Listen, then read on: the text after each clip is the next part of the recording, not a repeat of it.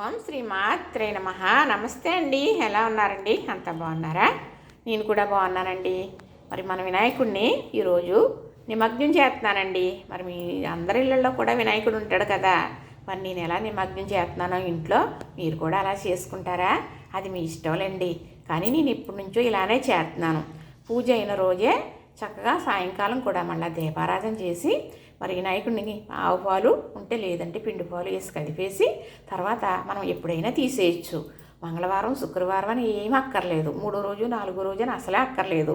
ఆ రోజు సాయంత్రం దీపారాధన చేసిన తర్వాత తప్పనిసరిగా మనం కదిపేసామనుకోండి, ఇంక మనం ఏమీ చేయక్కర్లేదు. ఎప్పుడైనా సరే ఇలా నిమగ్నం చేసేసుకోవచ్చు. నేను అలాగే చేస్తానండి. పూర్వం ఆ రోజే కదిపేసేవారు పెద్దవాళ్ళు, అలాగే కదిపేస్తానన్నమాట. చక్కగా ఇదిగోనండి వినాయకుడు కలశకం కాయ, చక్కగా కలశకం నీళ్ళు, ఇదిగో వినాయకుడు, ఆయనకి పూజించిన కొద్ది పువ్వులు. చక్కగా ఇక్కడ చూసారా ఒక గిన్నె పెట్టుకున్నాను. ఇది పసుపు కుంకాల బాక్స్ అండి. ఈ గిన్నెకి పసుపు రాసి బొట్లు పెట్టాను కదా. చక్కగా ఇప్పుడు ఇందులో నిమగ్నం చేయటం మీకు నేను చూపిస్తాను. ఇప్పుడు చక్కగా ఇందులో కొద్దిగా పసుపు, ఈ పసుపు నీళ్ళేనండి. తర్వాత కొంచెం కుంకుమ, అలాగే అక్షింతలు, స్వామికి దండం పెట్టుకుని గంగమ్మ తల్లికి మరి చక్కగా ఇలా నిమగ్నం చేసిన తర్వాత ఏం చేస్తానో కూడా మీకు నేను చెప్తానండి. చక్కగా ఓ మధ్య గణపయ్య నీ బంటు నేనయ్యా, మరి మళ్ళా 7 మళ్ళా రావయ్యా, మా ఇంట్లో పూజలు అందుకోవయ్యా స్వామి అని ఈయన్ని తలుసుకుని మళ్ళా ఇప్పుడు ఉండండి చెప్తాను. ఇప్పుడు ఈ కలసకిలో నీళ్ళు కూడా ఇందులో వేసేస్తున్నాను. అంటే ఇప్పుడు చక్కగా ఈయన్ని ఇలాగా నిమగ్నం చేసేస్తున్నానండి. ఓం గం గణపతియే నమః, ఓం గం గణపతియే నమః. చక్కగా ఏమండి ఇప్పుడు మనం ఈ పువ్వులు కూడా ఇందులో వేసేస్తున్నానండి.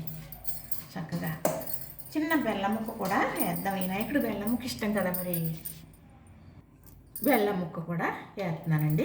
ఇప్పుడు ఈ కొబ్బరికాయ కూడా కొడతాం. ఇంకోనండి చక్కగా వినాయకుడికి కొబ్బరి నీళ్ళు కూడా ఉన్నాయండి కొంచెం. చక్కగా తండ్రి నీకు ఆరగించి మరి వెళ్ళి రావయ్యా, వచ్చే సంవత్సరం మళ్ళా రావయ్యా. ఇప్పుడు చక్కగా చెప్తాను మీకు. ఇప్పుడు చక్కగా ఇంట్లో మనం వాడుకునే గిన్నెనండి ఇది. చక్కగా బయట గిన్నెలో ఏం పెట్టలేదు నేను, దేవుడిని నిమగ్నం చేసుకుంటున్నాం కదా. చక్కగా పొయ్యిరా కనపయ్య చక్కగా అని నీళ్ళలో గౌరమ్మ, పాలలో గౌరమ్మ, మరి మా ఇంటికి మళ్ళా నీ బిడ్డను పంపించమ్మా అని మరి గౌరీదేవి చక్కగా మరి గంగా గౌరీదేవి మరి గంగలోనే కదండి ఎవరన్నా కలిసేది. కాబట్టి మనం ఆ గౌరీదేవిని గంగమ్మ తల్లిని తెలుసుకుని చక్కగా దండం పెట్టుకుని పంపించేసామండి.